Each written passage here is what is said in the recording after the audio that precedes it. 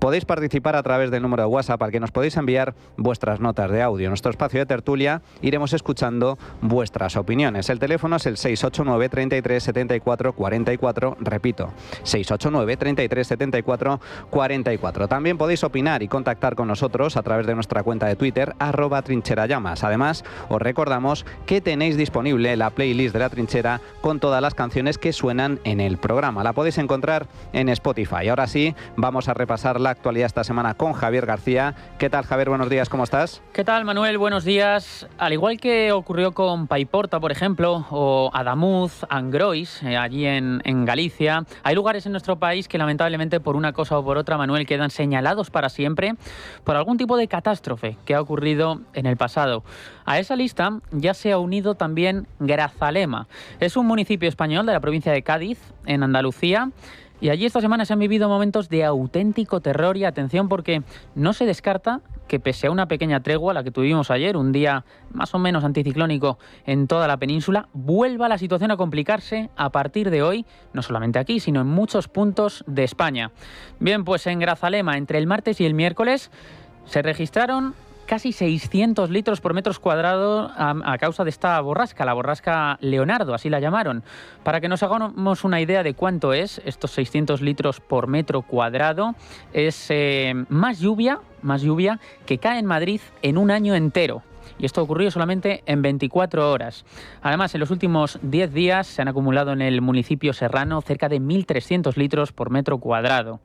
Más de 30 vecinos tuvieron que ser desalojados la tarde del miércoles, pero ante el crecimiento de las inundaciones y la dificultad de achicar el agua en las viviendas, que salía del suelo, salía a borbotones incluso de los enchufes, paredes, las autoridades al final ordenaron el desalojo total de la localidad. Hasta allí se trasladó ayer mismo hasta Andalucía el presidente del gobierno, Pedro Sánchez, sobrevoló algunos puntos, los puntos más críticos de la provincia de Cádiz, lo hizo en helicóptero y luego se trasladó al puesto de mando avanzado ubicado en la localidad de San Roque, en el campo de Gibraltar.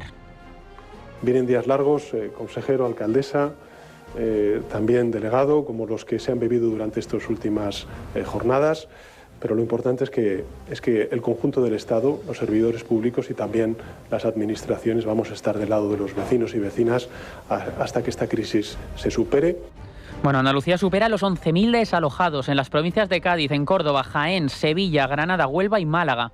De ese total, alrededor de 8.000 vecinos pertenecen a municipios gaditanos.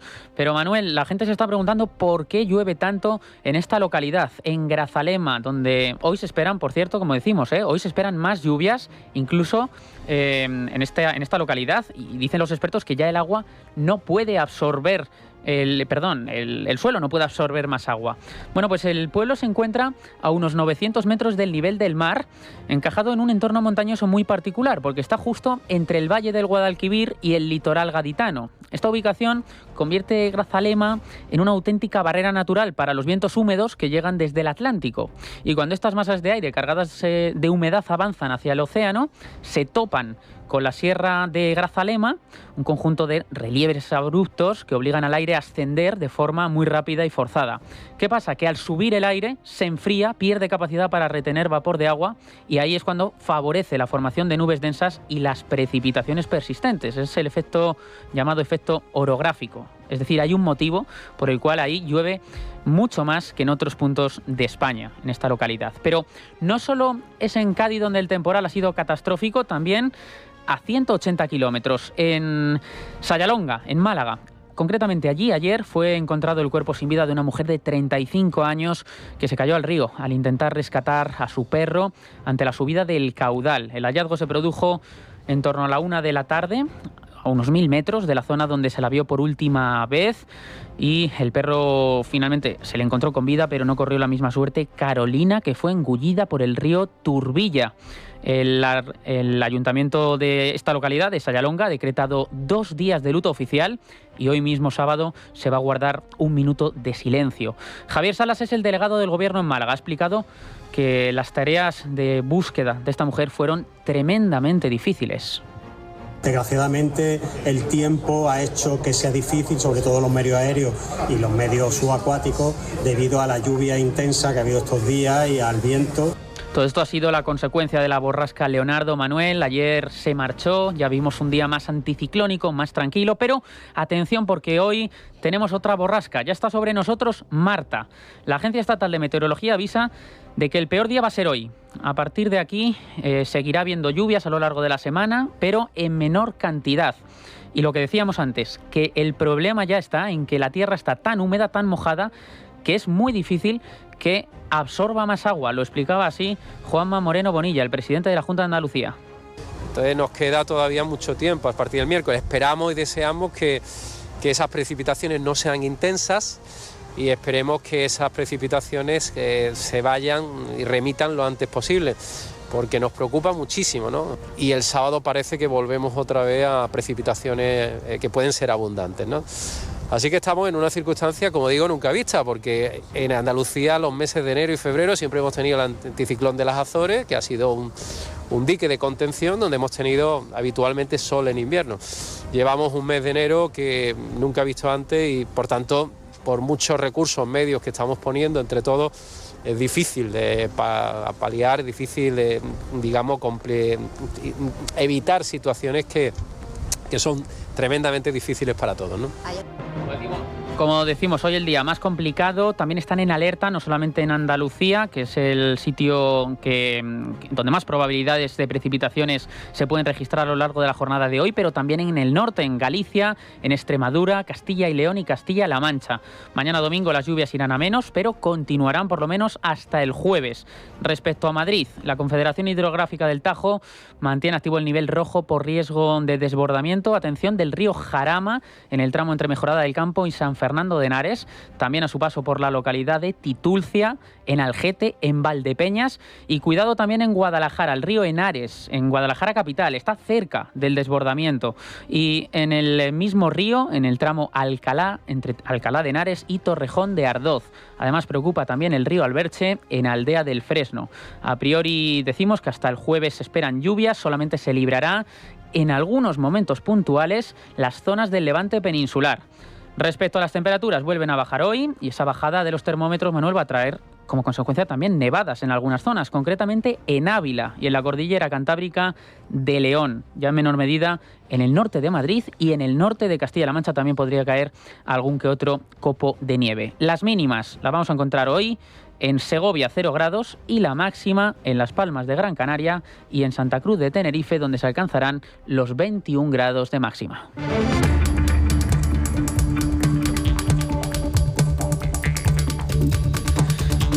Bueno, y vamos con más asuntos. Estaremos pendientes del tiempo y de todo lo que suceda en la jornada de hoy para trasladárselo mañana. Pero, como decimos, otros temas de actualidad, porque en 1997 comenzó en el mundo un gran cambio que marcaría la historia para el resto de los años. Fue ese año cuando en Estados Unidos se creó la primera red social del mundo. Se llamaba 6 Degrees. Se trataba de una plataforma que permitía localizar a otros miembros de la red, crear listas de amigos y que se basaba en la teoría de los 6 grados de separación, que afirma que es posible contactar con cualquier persona del planeta en tan solo 6 movimientos, en tan solo 6 pasos. A partir de ahí las conexiones en línea no dejaron de crecer. Se fundaron otras como Fotolog en el año 2002, Facebook en 2024 o Twenty en el año 2006. Muy aceptada esta red social por los jóvenes. Como definición general, Manuel, podemos decir que son, como sabe todo el mundo, plataformas digitales diseñadas para conectar personas, permitiendo la comunicación en tiempo real, el intercambio de contenidos y la creación de comunidades que se basan en intereses comunes. Pero, como ocurre en muchas cosas en la vida, su principal objetivo puede verse difuminado por personas que realizan malos comportamientos en ella, incluso comportamientos delictivos. La adicción, la comparación, la manipulación, tanto a adultos como a personas jóvenes que son más vulnerables por parte de otros usuarios, o incluso la desinformación, son algunos de los ejemplos de lo que puede suceder en las redes sociales.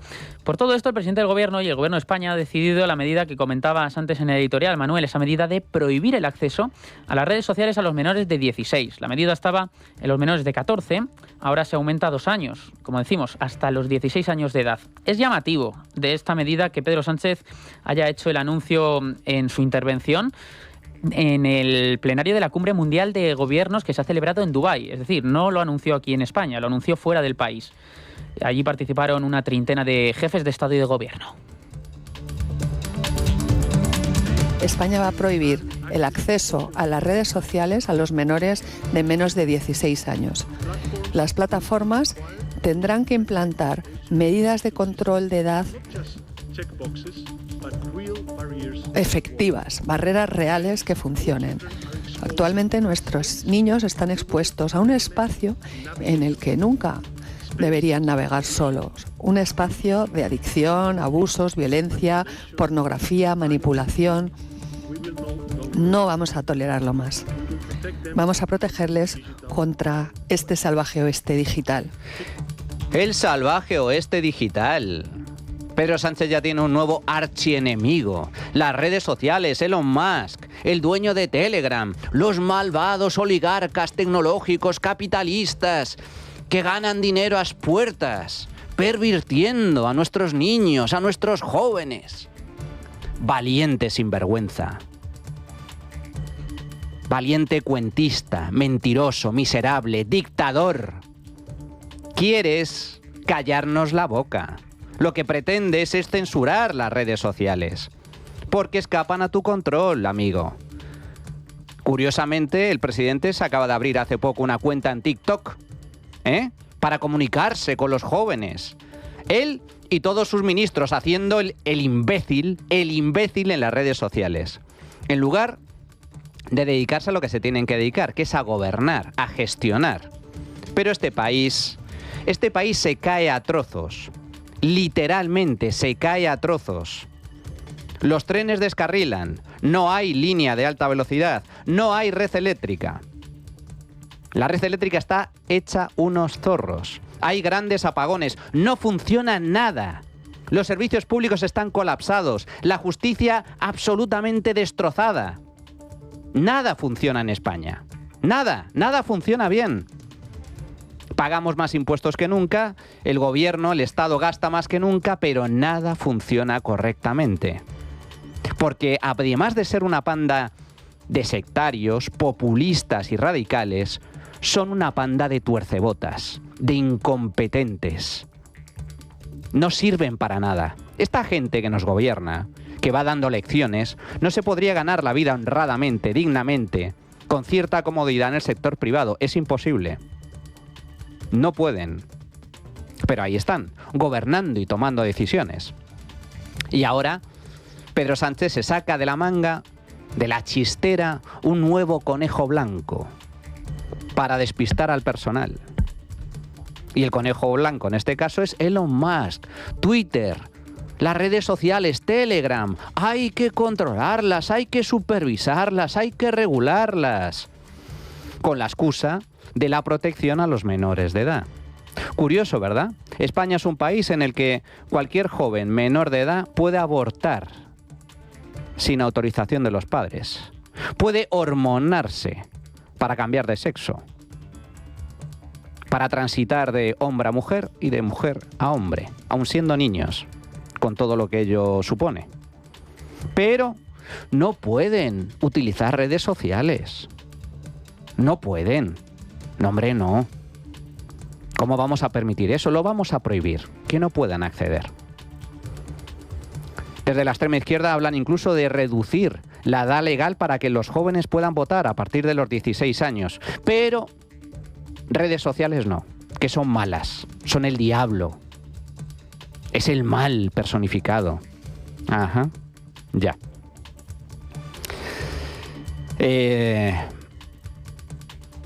Vaya cuento. Sánchez es un cuentista y está utilizando de forma totalmente torticera y manipuladora la supuesta protección a los menores. ¿Para qué? Para que todos los españoles tengan que acceder a las redes sociales con el DNI en la boca, para que nos identifiquen, para acabar con el anonimato, para rastrear nuestros comentarios en Internet, para tenernos monitorizados. Y de este modo, bajo la excusa de combatir el odio, la polarización, la desinformación, amigos, acabar directamente con la libertad de expresión, un derecho básico en cualquier democracia digna de tal nombre. Pedro Sánchez odia la libertad en general, pero específicamente la libertad de prensa y la libertad de expresión. ¿Por qué? Porque le estropean el relato. Esa es la clave de todo este asunto, de todo este turbio asunto. Pedro Sánchez es un dictador en potencia y lo está demostrando. Y se lanzó también contra los ejecutivos de esas grandes compañías, los amenazó con una nueva ley específica para ellos que ha sido criticada además por la Comisión Europea, por Europa, porque le ha dicho que no puede tomar ninguna medida contra ellos, que no le compete al gobierno de España, no le compete a Pedro Sánchez. Pero comentabas, Manuel, el tema de TikTok y efectivamente es una cuestión llamativa que el presidente del gobierno sea tremendamente activo en estas redes sociales a las que él mismo quiere poner coto. Recientemente en TikTok está subiendo muchos vídeos haciendo pues lo que hacen los jóvenes, ¿no? House tour del Palacio de la Moncloa, vídeos caminando por la nieve, en fin, hemos hecho un pequeño recopilatorio de los vídeos de esta plataforma, de TikTok, de la cuenta de Pedro Sánchez Pérez Castejón. Hoy os voy a hacer un pequeño house tour por el Palacio de la Moncloa en plan Isabel Presley. Acompañadme.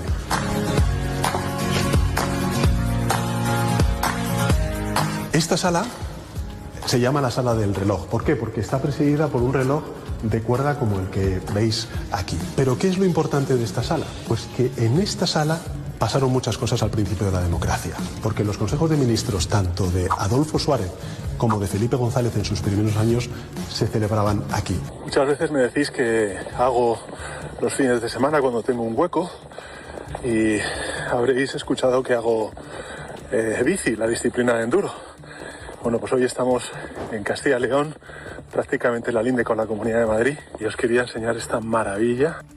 Pues esto es parte de esos vídeos que Pedro Sánchez va publicando en su cuenta de TikTok, pero las incoherencias no es lo único. El presidente también se encuentra en una batalla pública con ejecutivos como con Elon Musk, el dueño de X, antiguo Twitter, con quien esta semana ha intercambiado varios mensajes en Twitter, en X, no precisamente con buen tono, también a viva voz en varios foros donde ha estado Pedro Sánchez y ha aprovechado para criticar. Entre otras cosas, por ejemplo, el magnate llamó a Pedro Sánchez tirano y traidor al pueblo. Y Sánchez respondió con una frase en Twitter que se atribuye al Quijote. Dijo: deja que los tecnooligarcas ladren, Sancho, es señal de que cabalgamos.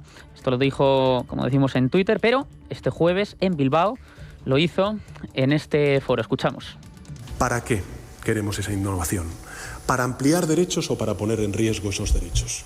¿Para fortalecer la democracia o para erosionarla? ¿Para mejorar la vida de la gente o para que unos pocos hagan caja? ¿Queremos una tecnología que normalice y amplifique el engaño? ¿Que convierta la privacidad en mercancía? ¿Una sociedad en la que un tecnooligarca pueda meterse, como se metieron ayer, en los móviles de millones de ciudadanos y ciudadanas para decirles mentiras? Yo creo que la respuesta tiene que ser un no claro. Y no nos van a quebrar, porque la voz de la razón, de la mayoría social y de la democracia, evidentemente no va a ser doblegada por esos tecnooligarcas del algoritmo. Esto dijo Pedro Sánchez. No ha sentado nada bien la medida, por cierto, de Sánchez en su socio de coalición, en Sumar, porque dicen que está invadiendo el terreno de la ministra Sira Rego. Vamos a escuchar a Pablo Bustinduy, que es el ministro de Derechos Sociales, Consumo y Agenda 2030, como dicen eso, efectivamente, que la propuesta de Pedro Sánchez no debería de ser del Partido Socialista, sino de Sumar.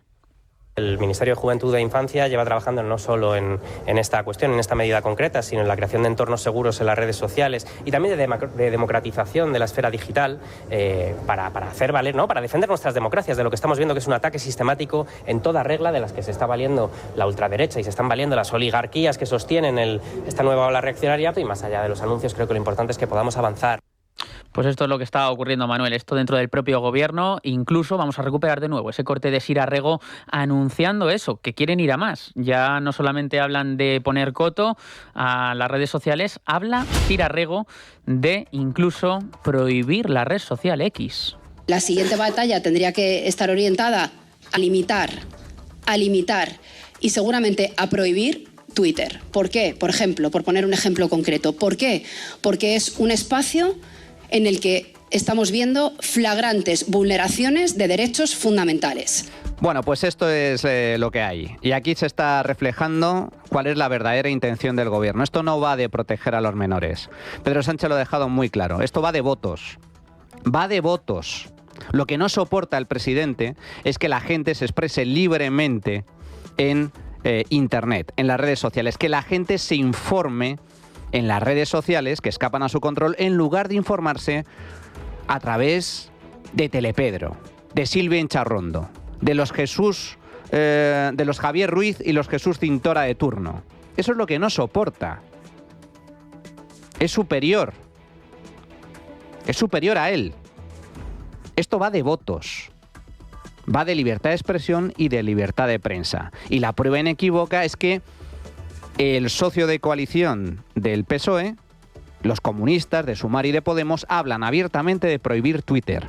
De prohibirlo, de cerrarlo, de expropiarlo, de nacionalizarlo, de crear una red pública. ¿Se imaginan una red pública única en España en manos de Pablo Iglesias? Con eso sueñan realmente. ¿Qué pasaría? Pues que solo los perroflautas podrían acceder a esa red. Como se te ocurriese criticar al gobierno, al poder político, automáticamente serías baneado.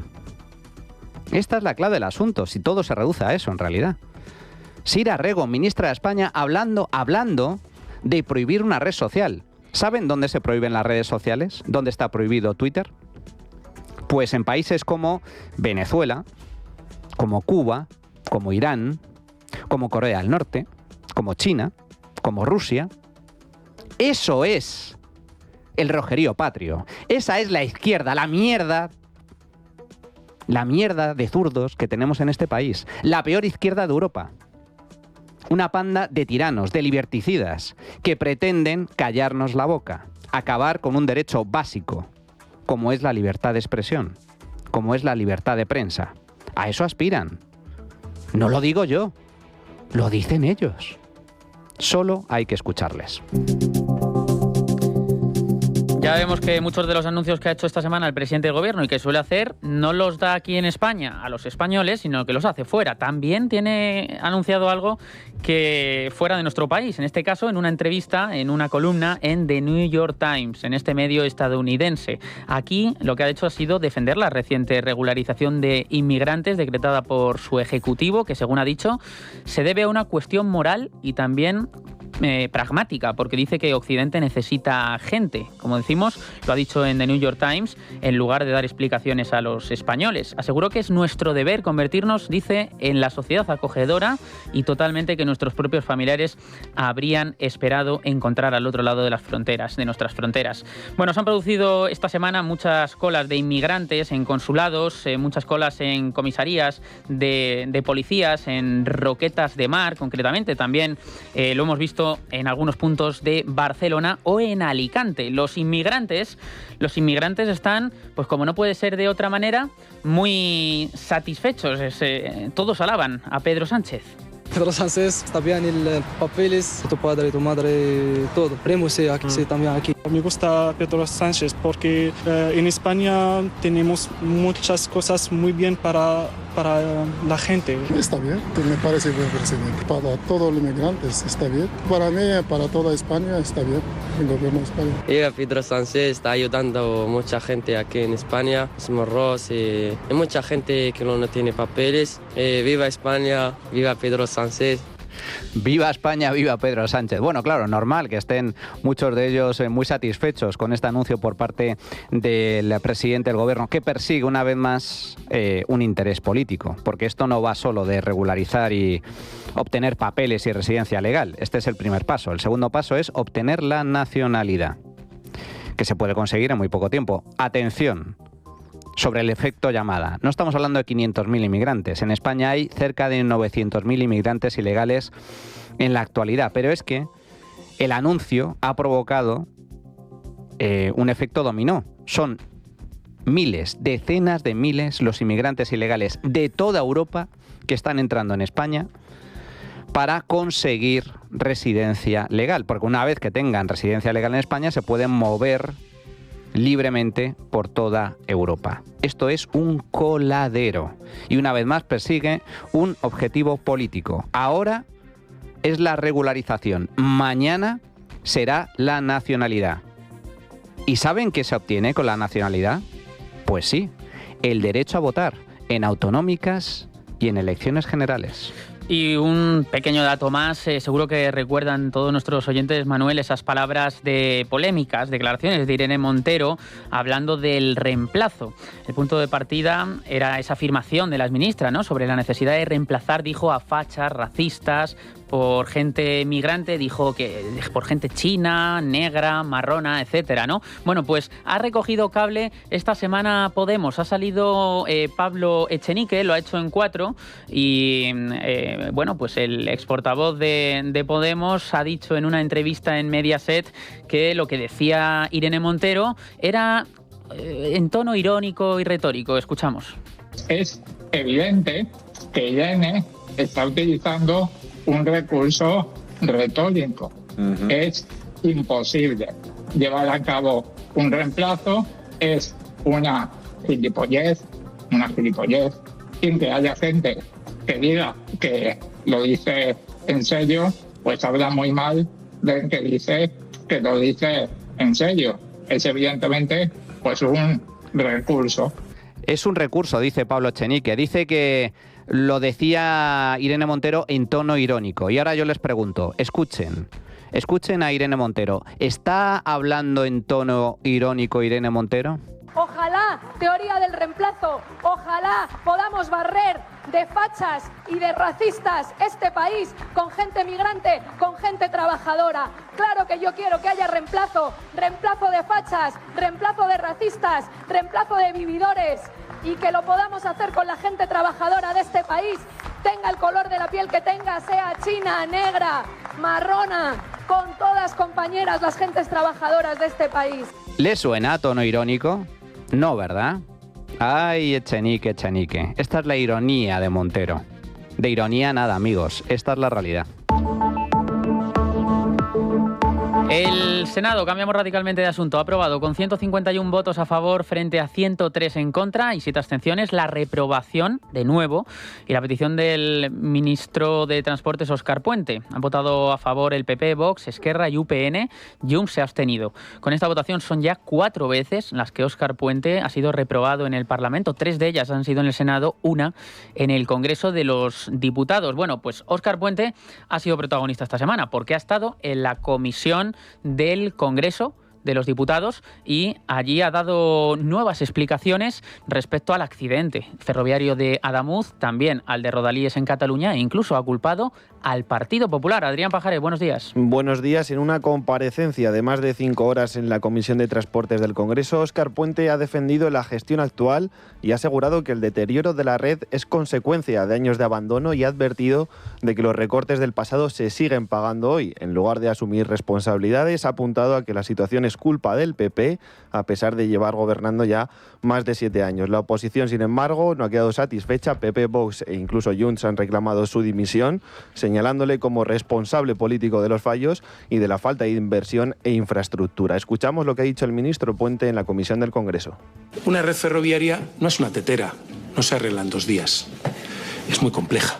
Y cuando se abandona durante años, cuando no se invierte, cuando no se mantiene, pues lo lógico es que eso se arrastre durante tiempo. En los gobiernos de José María Aznar y Mariano Rajoy, el balance de Rodalies en lo que a material rodante se refiere es cero. Cero patatero. Es una consecuencia directa del cambio climático que estamos viviendo y es una afectación a nuestras infraestructuras sobre las que no valen los parámetros con los que hemos estado trabajando en los tiempos pretéritos, incluso en el tiempo presente. Puesto que todos tenemos una clara preocupación por el futuro de nuestro sistema ferroviario, por su presente, y vamos a intentar, si es posible, evitar la huelga. No sé si lo conseguiremos, pero le aseguro que por mí y por el Ministerio no va a quedar. Pues de momento la huelga de maquinistas se mantiene para los días 9, 10 y 11 de febrero de la semana que viene y precisamente el día 11, en principio, Pedro Sánchez, 3 semanas después del accidente, dará explicaciones en el Congreso ante la crisis ferroviaria de nuestro país. Seguimos en el Congreso de los Diputados porque allí está previsto que el Gobierno vuelva a llevar la revalorización del 2,7% prevista para las pensiones en 2026, esta vez a través de un decreto en solitario que el Consejo de Ministros aprobó este martes. Tras el rechazo en el Pleno de la pasada semana del decreto ómnibus que agrupaba la subida de las prestaciones de los jubilados con otras iniciativas del denominado escudo social, finalmente el Ejecutivo de Pedro Sánchez ha optado por separar ese decreto, como le exigían en el Partido Popular. Las pensiones las ha separado por un lado y el escudo social y otras medidas más polémicas por otro. Elma Saiz, portavoz del Gobierno. Lo que hacemos es aprobar de nuevo esta revalorización para que sea efectiva durante todo el año, blindando el poder adquisitivo de los pensionistas. Como en el decreto aprobado en diciembre, las pensiones del sistema suben un 2,7% con carácter general, atendiendo a la subida de precios correspondientes al año anterior. Esta revalorización supone unos 50 euros más al mes de media para cada pensionista, que es lo que se ha puesto en peligro para más de 9,4 millones de españoles. Bueno, esta vez el Consejo de Ministros va a dividir en dos el decreto, aprobando una primera norma que contempla exclusivamente la revalorización de las pensiones, otras prestaciones y la congelación de cuotas para autónomos, y una segunda con el resto de medidas de escudo social. Ambas leyes provisionales van a tener que ser convalidadas en el Congreso de los Diputados para que puedan mantener su vigencia. Ya han entrado en vigor, pero decimos, tiene que ser convalidado. Es en este decreto del escudo social, concretamente en el segundo, en el de los antidesahucios, donde el Gobierno va a tener bastantes más problemas para sacarlo adelante. Tendrá el voto positivo del resto de grupos para las pensiones, pero en el social lo va a tener más difícil, pese incluso a haber alcanzado un acuerdo con el PNV, porque ha alcanzado un acuerdo para proteger a propietarios que tengan una sola vivienda en alquiler. Pero el Partido Popular muestra dudas, Junts exige más protección para los pequeños propietarios de viviendas, y en Podemos, atención porque han cambiado a última hora. Decían que estaban completamente indignados con el texto pactado entre PSOE y PNV. A última hora, pese a eso, han dicho que van a votar a favor. Aún así los votos no le llegan, porque ya decimos, Ignacio Bravo, buenos días, que Junts sigue en su negativa. Buenos días. A pesar de ese acuerdo alcanzado entre Partido Socialista y Partido Nacionalista Vasco para eximir de la moratoria antidesahucios a los propietarios de hasta 2 viviendas, una habitual y otra en alquiler, el Gobierno, como dices, no lograría los apoyos necesarios para sacar adelante las medidas del escudo social incluidas en el famoso decreto ómnibus, ahora dividido en 2 decretos distintos, a pesar de, como dices, haber conseguido el apoyo de Podemos a última hora. Desde Podemos confirman, por boca de su secretaria política, Irene Montero, que los 4 diputados de su partido votarán a favor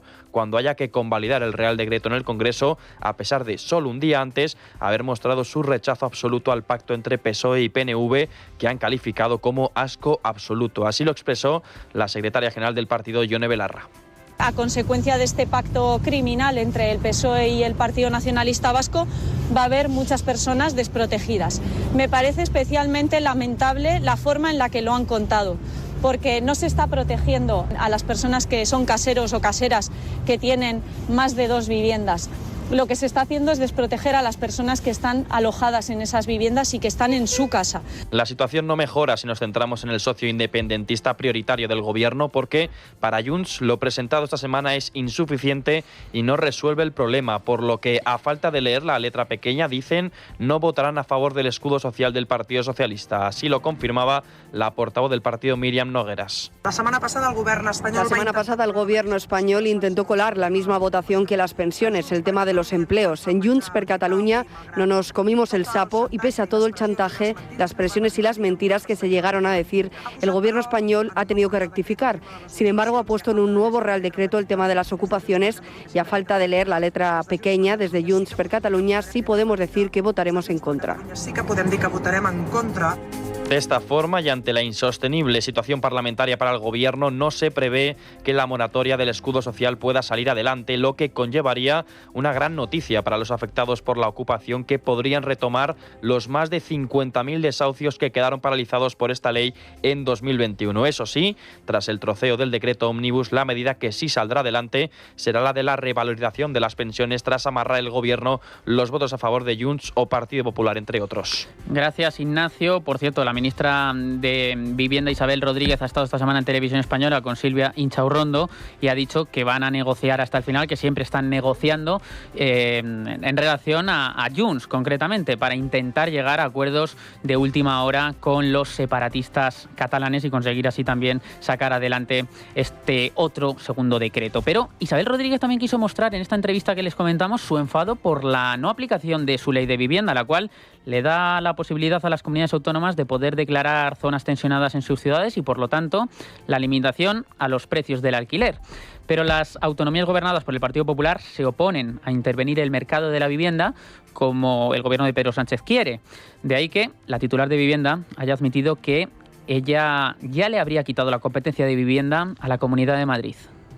Soluciones desde el Gobierno de España que eliminen esa variable desde el primer momento, es decir, que no haga falta pasar por la aplicación o porque la derecha a ustedes le dé su apoyo. Bueno, porque estamos en un Estado de Derecho donde tenemos una ley, que es la ley de vivienda, que es donde se contempla esta medida. No, pero le hablo de buscar otra solución, sí, desde el principio, porque si usted dice, oiga, las comunidades del PP no me la van a apoyar, pues voy a buscar otra solución que no tenga que pasar porque le apoye la derecha, que dice usted que no le apoya. ¿Qué cosas se me ocurren a mí? Pues a mí me encantaría intervenir. Pero más allá de la ley de vivienda, a mí me encantaría ministra, intervenir con un 135 o un 155 en la Comunidad de Madrid, que no está asumiendo sus competencias en materia de vivienda, pero no tengo una mayoría en el Senado como para hacerlo. Isabel Rodríguez, ministra de Vivienda, hablando, diciendo, afirmando que a ella le encantaría intervenir la Comunidad de Madrid. Aplicarle, imponerle el artículo 155 de la Constitución para suspender sus competencias y asumirlas el Gobierno de España. El artículo 155 es el que se utilizó para frenar el golpe de Estado en Cataluña. Isabel Rodríguez habla de aplicar el 155, suspender la autonomía de la Comunidad de Madrid porque no aplica la ley de vivienda. Esto es el gobierno que tenemos. Una ministra hablando de intervenir la Comunidad de Madrid porque no quiere declarar zonas tensionadas como consecuencia de la subida a la vivienda, del precio de la vivienda y del alquiler. A ver, señora ministra, usted es la hacedora, entre otros, de la ley de vivienda aprobada por el Gobierno de España, ¿verdad? Que se aprobó en el año 2023. La ley de vivienda lo que establece es la posibilidad de que las comunidades autónomas puedan declarar zonas tensionadas. La posibilidad, no la obligación. Las comunidades autónomas tienen la competencia en materia de vivienda y de urbanismo. Son libres de decidir si aplican o no esa parte de la ley relacionada con las zonas tensionadas para limitar, fijar por ley el precio máximo de los alquileres. Y la Comunidad de Madrid, con mucha razón, con mucho acierto, ha decidido que no lo va a aplicar. Y no lo va a aplicar porque la aplicación de esos límites al alquiler serían tremendamente perjudiciales, agravarían la situación. Prueba de ello es lo que sucede en Cataluña. En Barcelona se ha aplicado la ley de vivienda de Isabel Rodríguez. Han declarado zonas tensionadas, han limitado el precio del alquiler muy por debajo del precio de mercado. ¿Saben cuál es el resultado? Pues que no hay viviendas sin alquiler. Tan solo en los últimos 5 meses, el número de viviendas de alquiler en el mercado se ha reducido un 30%. Alquilar en Barcelona es misión imposible. Por lo tanto, ha agravado la situación. Curioso también que la ministra de Vivienda hable de intervenir la Comunidad de Madrid mientras al mismo tiempo su gobierno ha aprobado la ley de amnistía para borrar todos los delitos de los golpistas catalanes, de sus socios independentistas, de Junts. A la Comunidad de Madrid, a Isabel Díaz Ayuso, artículo 155, por no querer establecer límites al alquiler, siendo perfectamente autónoma y competente para decidir si los aplica o no. Pero a sus socios independentistas, amnistía. Esto es lo que hay. Gobierno de España, amigos. Vamos a hacer una pequeña pausa y regresamos con el tiempo de tertulia.